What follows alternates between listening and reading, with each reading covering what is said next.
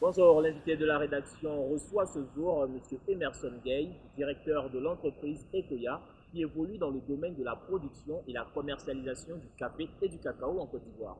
Bonsoir, M. Gay. Bonsoir, monsieur. Alors, Ecoya, qu'est-ce que c'est exactement? Ecoya est une entreprise dénommée entreprise coopérative de Yamoussoukro. Nous sommes basés à Yamoussoukro. Alors, vous évoluez dans la production et la commercialisation du cacao et du café en Côte d'Ivoire, Tout à mais fait. Oui. principalement Côte d'Ivoire, premier producteur de cacao en Côte d'Ivoire. Comment Ecoya arrive à s'insérer dans ce tissu? Nous arrivons à nous insérer dans ce tissu qui est complexe grâce à la mise ensemble des producteurs. Donc, nous sommes autour de 520 producteurs, dont 20 femmes. Euh, cette problématique-là, pour la contourner, nous avons fait en sorte de nous mettre ensemble, donc de nous mettre en coopérative pour être plus forts par rapport aux traitants qui sont quand même, qui font la pluie, le beau temps dans ce secteur-là. Alors, pour le beau temps dans ce secteur, dites que vous êtes environ 520 adhérents. Tout à Mais fait. en Côte d'Ivoire actuellement, la population qui vit exclusivement de la production de cacao, on peut l'estimer à combien? Les exploitants dans le domaine du cacao sont autour de 300 000. Il faut dire directement, leur ménage qui vit de cette culture de rente-là sont autour de 4 millions. Et indirectement, je pense, puisque nous faisons 40% du PIB, donc on pourrait dire autour de près d'une dizaine de millions qui vit de cette production de rente qui est le cacao et le café. C'est le cacao et le café.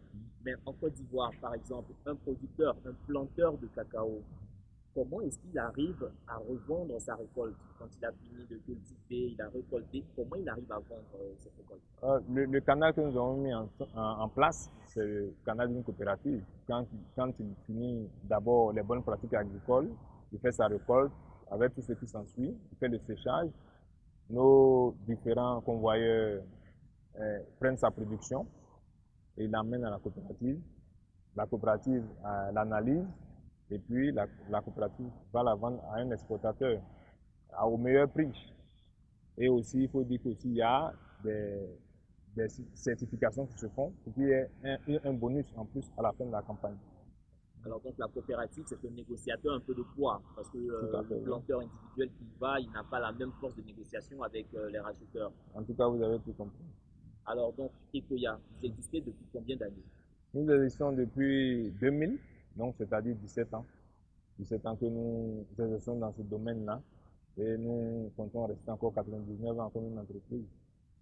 Comme une très belle entreprise qui avance toujours, mais récemment on a connu quand même des difficultés. La fluctuation des prix au niveau international Tout à fait. a eu des répercussions sur le marché local. Quand il y a cette variation de prix, comment vous réagissez? Comment vous faites pour aider les planteurs à maintenir un cap de vie normal? Bon, à ce sujet-là, vraiment, c'était vraiment difficile, hein. Depuis janvier, il y a eu cette situation de prix dont vous parlez. Il fallait trouver une alternative. Il fallait trouver une alternative pour pouvoir maîtriser le coût des prix ou bien trouver un revenu annexe à nos producteurs. D'où la transformation, donc cette alternative que nous avons trouvée. Le fait de pouvoir transformer le produit chez nous, c'est-à-dire dans notre coopérative, pour avoir une plus-value qui peut être profitable à notre producteur. C'est l'une des alternatives que nous avons trouvées. Sinon, comme vous savez, nous ne pouvons rien contre la fluctuation des prix, puisque quand il y a surproduction, il y a forcément baisse des prix. Donc, il faut trouver forcément une autre alternative. Alors qu'il y a fluctuation des prix souvent, mais la récolte aussi très souvent, ça ne dépend pas de vous. Il y a des intempéries. Comment vous vous adaptez à ces fluctuations aussi sur le terrain? Bon, par rapport aux intempéries, dans les différentes certifications, le volet environnemental est très important.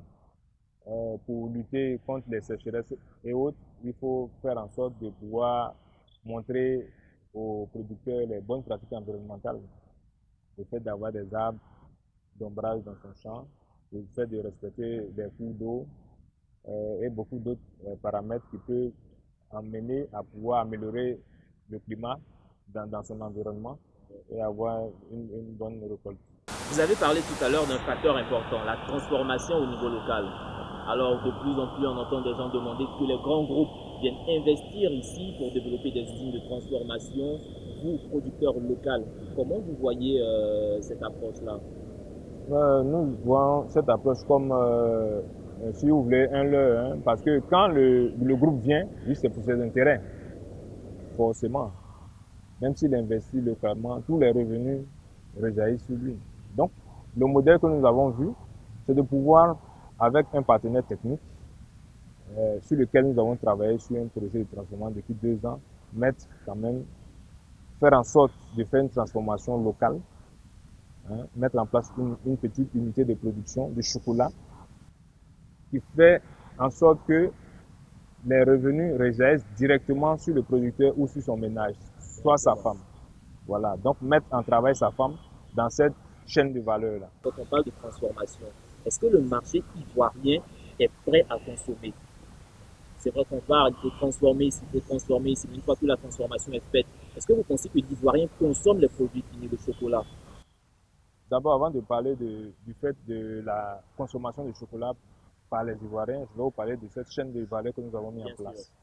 bien sûr. Nous avons pensé comme ça à ce modèle. Pour que l'Ivoirien puisse consommer d'abord le chocolat, il faut que le chocolat soit accessible. Ça, c'est un premier facteur. Donc, il faut que le coût soit plus bas que celui du marché, produit par les multinationales. Aussi, notre modèle économique prend en compte les femmes. Donc, dans ce modèle-là, il y a la phase 1 qui prend en compte les femmes qui font la première transformation de la fève de cacao.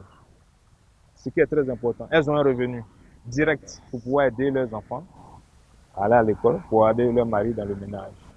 Elles font la phase 1 qui est la torréfaction, le décortiquage.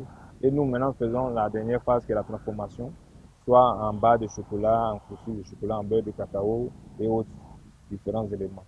Donc, pour nous, c'est le fait de pouvoir faire en sorte que le chocolat que nous allons produire en milieu rural, d'abord, soit déjà vraiment pris à bras le corps par les producteurs qui voient qu'ils peuvent transformer aussi le chocolat comme les Européens.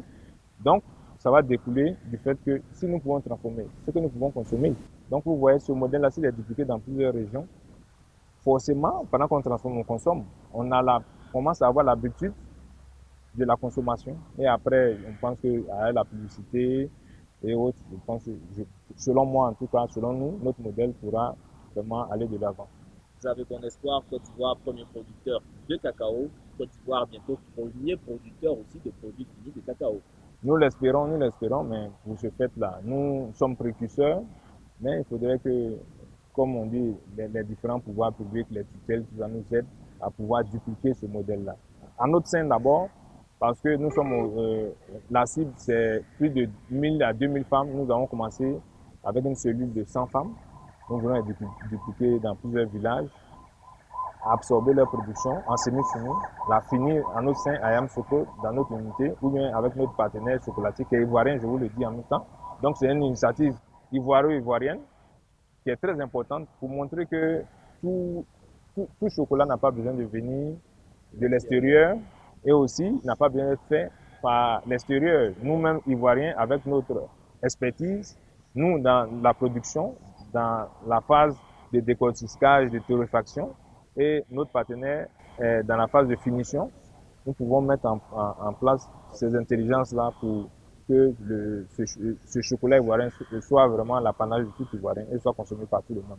Alors très rapidement, je vais rebondir sur quelque chose que vous venez de dire. Ecoya a un concept assez particulier. Vous mettez l'accent sur les femmes. Mais quand on parle de femmes en milieu rural, généralement aussi on parle d'enfants. Alors ça me ramène un peu à la question de la traite des enfants dans la culture cacaoyère en Côte d'Ivoire. La réalité sur le terrain actuellement, c'est quoi? Et qu'est-ce qu'Ecoya fait dans ce sens-là? Voilà, la réalité, elle est telle qu'elle, mais Ecoya, depuis 2013, a pris des initiatives dans ce sens-là. Hein, je pourrais dire 2012 même, a pris des initiatives dans ce sens, à travers un programme qu'on appelle, avec un programme qu'on appelle International Cocoa Initiative, pour faire en sorte de pouvoir éradiquer ce phénomène-là. Mais en plus de ça, hein, ce phénomène-là, il a commencé à être éradiqué partout, dans toutes les régions, faisant en sorte de donner des kits scolaires aux enfants chaque année. Donc c'est ce que nous faisons. Nous faisons en sorte de leur produire des essais de naissance à ceux qui n'en ont pas pour qu'ils aient la liberté vraiment d'aller à l'école. Aussi, nous faisons en sorte de leur donner, pour ceux qui n'ont pas eu la chance d'aller à l'école, qui ont un certain âge avancé, de leur donner du travail, de leur faire apprendre des métiers. Aussi, pour pouvoir faire en sorte que leurs parents aient des revenus, nous faisons la régénération de leurs plants. Depuis, je vous assure, depuis 2010, nous avons distribué près de 300 000 plants de cacao et autour de 150 000 plants 150 000 plants de café. Même pour ne pas rester là, cette transformation vise ce volet-là aussi, puisque nous autonomisons la femme, ce qui est très important, parce que nous savons que quand la femme gère un certain montant des charges du foyer, l'enfant se trouve épanoui, ce que le père ne peut pas faire, elle peut le faire à sa place. C'est pour cela que nous avons mis en sorte de mettre ce volet autonomisation de la femme dans cette phase de transformation, pour qu'elle puisse gérer aussi l'enfant et pour que cette traite des enfants soit éradiquée. Alors, très beau projet avec Ecoya. Quelles sont vos perspectives et est-ce que les autorités vous accompagnent dans ce projet-là, très rapidement? Nos perspectives sont simples. Nous voulons grandir comme toute entreprise. Comme je vous ai dit plus tôt, nous avons 17 ans d'espérance, nous voulons atteindre les 99 ans, mais avec une perpétuelle croissance. Nous voulons évoluer par palier, c'est ce qui est important pour avoir cette expérience-là. Nos perspectives, c'est de pouvoir installer une grande unité de production de chocolat à Yamoussoukro, faire travailler autour de 50 à 60% des femmes en milieu rural dans cette production-là, que je vous ai expliqué plus tôt, et puis faire en sorte que les Ivoiriens s'accaparent la consommation du chocolat. Parce que quand il y a une forte production, si nous essayons de consommer une grande partie de cette production, et cette consommation rentre dans nos cultures, forcément la production va baisser et les prix vont fluctuer, et vont monter. C'est notre objectif. C'est pour ça que je dis que si ce modèle est dupliqué et comme vous l'avez demandé, et que les autorités nous accompagnent, bien sûr, parce que nous seuls, nous avons pris cette initiative-là par nous-mêmes, sur nos fonds propres. On sait que pour pouvoir combattre, que ce soit la multinationale, pas combattre, mais pouvoir avoir son coin dans ce monde-là, il faut que l'État, les autorités, nos tutelles, le Conseil Café Cacao nous accompagnent pour consolider tous ces acquis. Alors, de grandes perspectives, un grand travail déjà abattu. Merci, M. Emerson Gay. Et bon vent encore pour votre entreprise Ecoya. Alors, produire en Côte d'Ivoire le cacao, c'est possible. La transformation, c'est possible. On a l'exemple avec cette entreprise Ecoya. Mesdames et messieurs, merci d'avoir suivi l'invité de la rédaction. À très bientôt.